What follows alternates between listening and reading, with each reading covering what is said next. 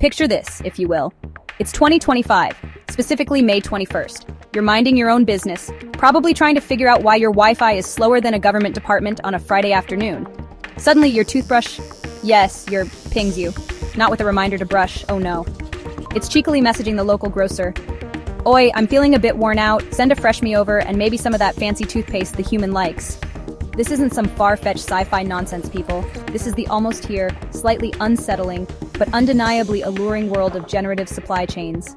Imagine warehouses that don't just store things, they're your desires. They flirt with your data, analyzing your past purchases, your fleeting glances at online ads, even the shows you binge watch, all to predict what you'll want next. It's like having a retail psychic. Only instead of a crystal ball, it's got algorithms. And these algorithms are getting seriously smart, folks. They're whispering sweet nothings to delivery drones, coordinating shipments with the precision of a synchronized swimming team, and ensuring that your impulsive 2 a.m. purchase of a banana slicer arrives before your buyer's remorse even kicks in. This is logistics, but not as your granddad knew it. This is logistics with a bit of spice, a bit of sass. The question is, are we ready for this level of intimacy with our infrastructure? Right, let's talk about the current state of global supply chains. And honestly, kerfuffle is putting it mildly. It's more like a dumpster fire, wrapped in red tape, rolling downhill towards a very expensive, very fragile Ming vase. For decades, we've relied on a system that is, to put it politely, about as flexible as a concrete slinky. It's slow, it's cumbersome, and it reacts to change with the speed and grace of a startled sloth. This isn't just an inconvenience, mind you. It's a colossal drain on resources, money, and frankly, our collective sanity. The core problem? Well, there are many. But a big one is visibility, or rather, the shocking lack of it. Trying to track a product through a traditional supply chain is like trying to find a specific grain of rice in a very large, very complicated biryani. We either have too much stuff, leading to warehouses overflowing with products nobody wants, or we have too little, leading to empty shelves and very grumpy customers. This constant seesaw between overstocking and understocking isn't just bad for business. It's a global headache that costs a fortune. In 2023 alone, a staggering $1.8 trillion was lost due to supply chain disruptions. This isn't just numbers on a spreadsheet, it has real-world consequences for everyone, from the factory worker in a distant land to you, wondering why your parcel is 3 weeks late. It's crying out for a hero, or at least a very clever algorithm. Now don't get the idea that AI is just some futuristic fantasy waiting to happen. Oh no, my friends. AI has already slipped into its silk pajamas, poured itself a drink, and is currently making itself very comfortable in the boardrooms of some of the biggest players in the game. It's not just knocking on the door of supply chain management, it's already inside, rearranging the furniture and suggesting new, rather daring color schemes.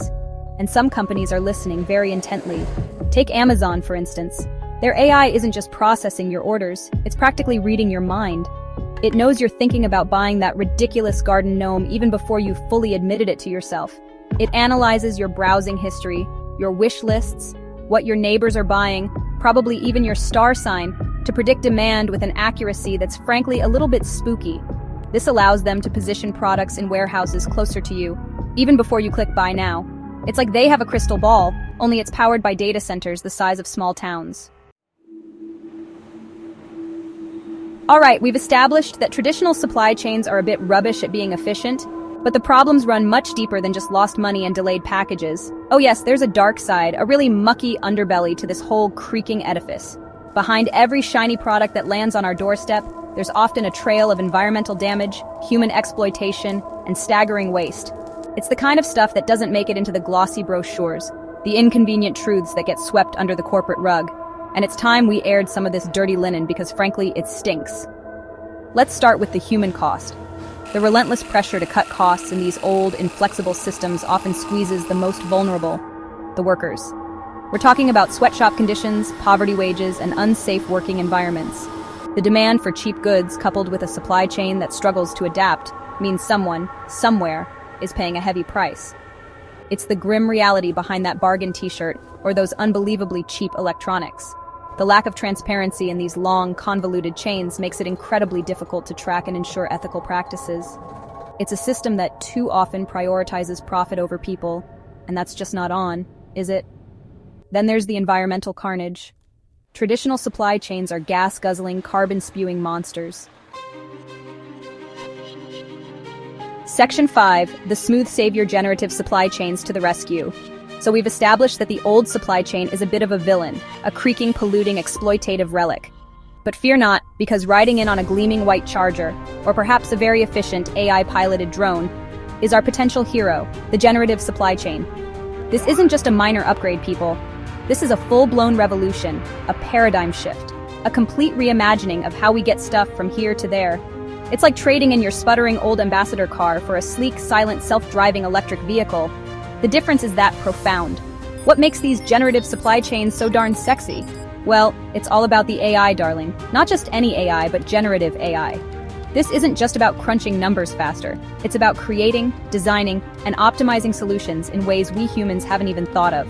Imagine an AI that doesn't just predict demand with spooky accuracy, but also designs the most efficient production schedules in real time.